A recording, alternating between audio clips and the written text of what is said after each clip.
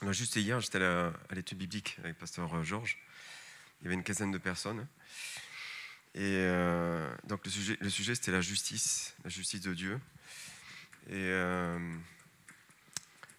donc ça m'avait touché parce que c'est vrai qu'il avait parlé que lorsque là nous sommes là, le fait d'être le corps de Christ, d'être rassemblé, d'être là, on manifeste là matériellement la justice de Dieu. Par notre foi, il a accompli ce qu'il avait accompli à la croix et nous sommes là. Preuve que sa justice nous a rassemblés aussi. Et il y avait plusieurs passages qui étaient donnés par pasteur Georges. Et il y en a un qui m'a percuté, et donc c'est ce que je vais partager ce soir. J'ai médité sur ces méditations. J'appellerais ça le simple, le prudent et l'insensé. Ce n'est pas une parabole, hein, c'est simplement 3 types de personnes. Et je ne fais pas allusion ni au western spaghetti, le bon, la butte, le truand. Ça n'a rien à voir. Alors, Proverbe 14, 15. Écoutez bien ce passage. L'homme simple croit tout ce qu'on dit, mais l'homme prudent est attentif à ses pas.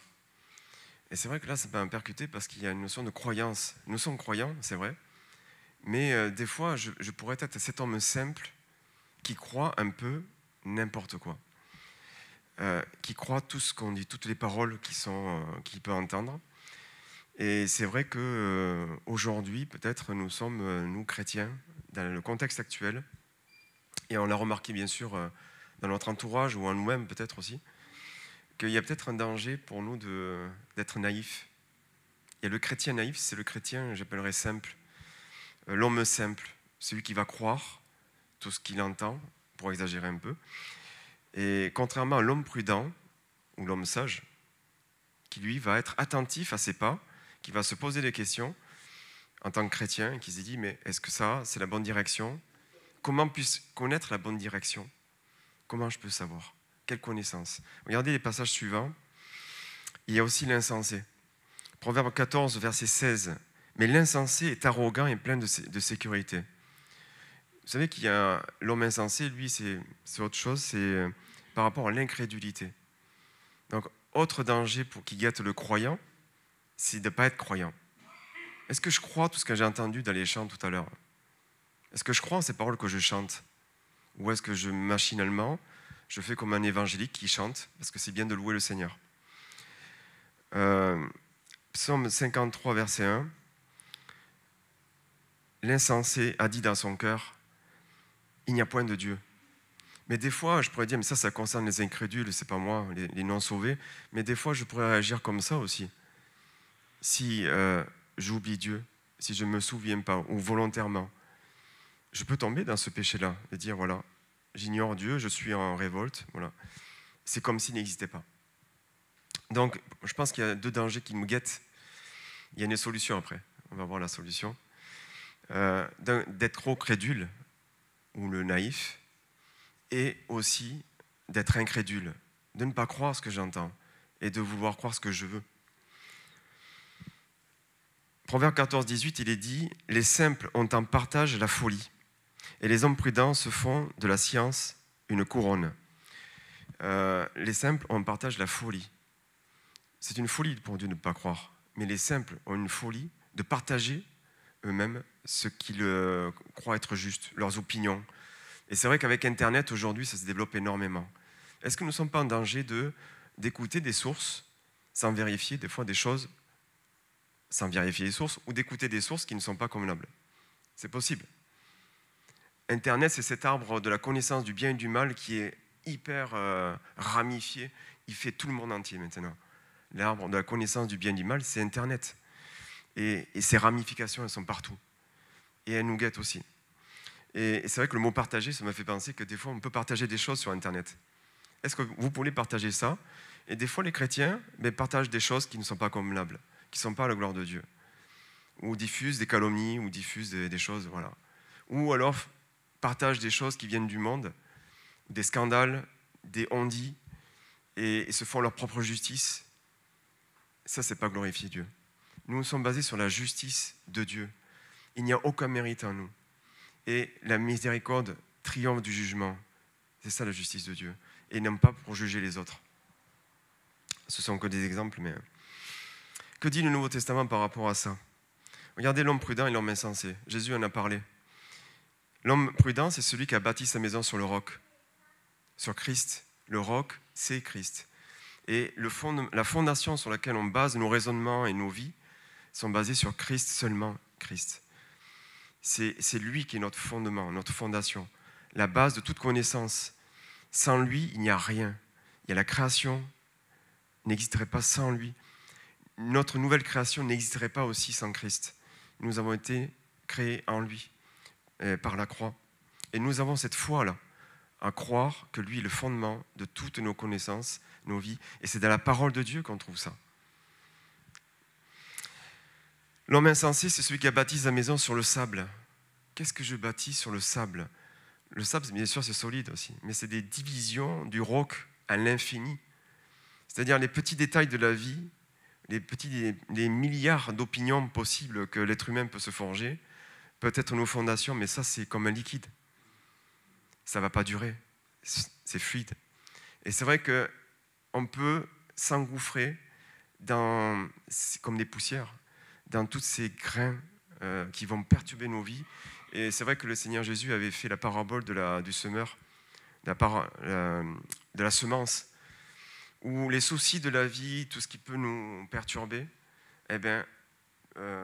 nous étouffe et peut nous faire oublier qui nous sommes et pourquoi nous sommes sur la terre. Et l'homme insensé, c'est ça. Il ne se fie pas à Dieu, il est plus croyant, il va croire autre chose. Et c'est un danger pour nous aussi, croyants. Et c'est vrai qu'aujourd'hui, il y a des gens qui sont vraiment actifs dans leur croyance. On va le voir aussi par rapport au simple. Nous sommes en danger de croire n'importe quoi, n'importe qui. D'autant plus qu'aujourd'hui, il y a vraiment des activistes de tous bords. Regardez ce qui est dit. À l'époque, déjà, ça existait. Romains 16, versets 17 et 18. « Je vous exhorte, frères, à prendre garde à ceux qui causent des divisions et des scandales au préjudice de l'enseignement que vous avez reçu. » Nous avons reçu un enseignement.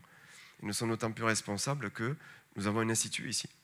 Nous avons tout ce qu'il faut pour être formés et grandir dans la foi. Éloignez-vous d'eux. C'est vrai que ça concerne les personnes. Pas facile. Ça nous engage aussi. Surtout si on aime les personnes. Des fois, il faut couper un peu les liens. On va nous dire, on est des sectaires. Ça, c'est entre moi et Dieu. Où est-ce que j'en suis? Un homme prudent ou un homme insensé? Ou un homme simple? Car de tels hommes ne servent point Christ notre Seigneur, mais leur propre ventre. C'est le ventre. Moi, l'ego. Et par des paroles douces et flatteuses, ils séduisent les cœurs des simples. Ils séduisent les cœurs des simples. C'est ça le problème. Le cœur des simples est prêt à croire n'importe qui. Pourquoi? Parce qu'il n'a pas fondé sa vie sur le roc, sur la parole de Christ, sur la prédication de la croix. Attention, ne croyons pas tout. Tout esprit, est-ce qu'il vient de Dieu ou pas? Ou est-ce que c'est l'esprit de l'antichrist? Combien il y en a des paroles aujourd'hui? Des gens qui, religieux ou pas, veulent donner des solutions et des sources, même pour les chrétiens. Même il y en a qui parlent de méditation aujourd'hui. N'allons pas vers ces choses-là, ou ces gens. Colossiens 2, 8. Prenez garde que personne ne fasse de vous sa proie par la philosophie. La philosophie. Vous savez qu'il y a des cafés de philosophie. Les philosophes ont profité du confinement pour prêcher tous les jours. Les psychologues aussi. Il n'y a pas que les églises qui prêchaient. Il y avait aussi les philosophes, les psychologues, les psychiatres. Plein d'applications où on peut écouter autre chose que la prédication de la croix. Car s'appuyant donc sur quoi? Par une vaine tromperie, s'appuyant sur la tradition des hommes, les rudiments du monde et non sur Christ. Les philosophies, les traditions, les rudiments, les éléments du monde, tout ce qui peut nous influencer, mettre en avant l'orgueil de la vie, tout ce qui est fondé sur le moi, en fait, la fierté de l'homme. Tout ça, ça peut nous éloigner. Nous ne serions pas des hommes simples qui croyons ou qui nous soumettons à ces choses-là. Colossiens 2, 8, prenez garde que personne les incrédules. Hébreux 3, verset 12. Prenez garde, frères, que quelqu'un de vous n'ait un cœur mauvais et incrédule au point de se détourner du Dieu vivant. Voilà aussi un grave piège. Est-ce que je crois vraiment tout ce que j'écoute, tout ce que j'entends de la parole de Dieu ici, là, présentement. Est-ce que je crois ce qui va être prêché par le pasteur tout à l'heure? C'est moi qui suis responsable devant Dieu. Est-ce que je crois lorsque je lis la Bible, tout ce qui est écrit? Même si, par exemple, il y a des preuves, soi-disant des preuves dans le monde, que le monde n'a pas été créé en 6 jours. La parole de Dieu, elle dit quelque chose. Elle dit l'inverse. Mais un cœur mauvais et incrédule au point de se détourner du Dieu vivant. Et vous savez, il le répète, que votre cœur ne s'endurcisse pas. Que votre cœur ne s'endurcisse pas, dit l'auteur ou les auteurs de l'Épître aux Hébreux. N'abandonnons pas le rassemblement. C'est ça la conséquence de l'incrédulité. C'est qu'à force, je ne crois plus, je ne reçois plus. Je peux à force m'éloigner de mon cœur, mais le cœur après précède des actions. Et après, je peux m'éloigner physiquement aussi. Pendant ce confinement, il y a eu des choses comme ça. Il y a plein de choses qui ont été entendues, vues, vécues, et l'isolement aussi est un danger pour le croyant. Peut-être il y aura d'autres isolements, peut-être, on n'en sait rien, mais soyons près des hommes du roc, des hommes de la parole de Dieu. Accrochons-nous à la parole de Dieu. Ne nous laissons pas influencer par nos cœurs, qui peuvent être incrédules aussi, ou un mauvais cœur, influencé par tout ce qu'on peut entendre de l'ennemi ou de notre chair. Il y a un adage qui dit « Nul n'est censé ignorer la loi dans la société ». Parce que c'est vrai que la loi, elle nous responsabilise. Et si on ne la sait pas, on est responsable quand même. Pour le croyant, nul n'est censé ignorer la parole de Dieu. On est responsable, on a tout ce qu'il faut pour connaître la parole de Dieu. Aujourd'hui, il y a Internet, il y a plein de choses où on a accès à des tas d'études, comme jamais ça n'a été fait. Et en plus, nous, on le répète, dans notre église, il y a un institut. Ça nous responsabilise encore plus. Je parle pour moi, le premier, bien sûr. La solution, c'est quoi? C'est la croix, c'est la prédication de la croix. Regardez ce qui est dit. Les paroles de l'Éternel sont des paroles pures, un argent éprouvé sur terre au creuset, et 7 fois épuré. Psaume 12, verset 6. Il y a quelque chose qui est pur. La parole de Dieu est éprouvée. Elle est passée au creuset. Et vous savez, le creuset, c'est là où se rencontrent les mélanges que l'on fait pour purifier les métaux, notamment l'argent dans ce contexte. Et on sait que l'argent, ça parle de rédemption. C'est elle qui nous dit que nous avons été rachetés de tous nos péchés. Le pasteur Georges a rappelé que nos péchés ont été mis sur le compte de Christ. Mais par la croix, la justice de Christ a été mise à notre compte aussi. Est-ce que je crois ça?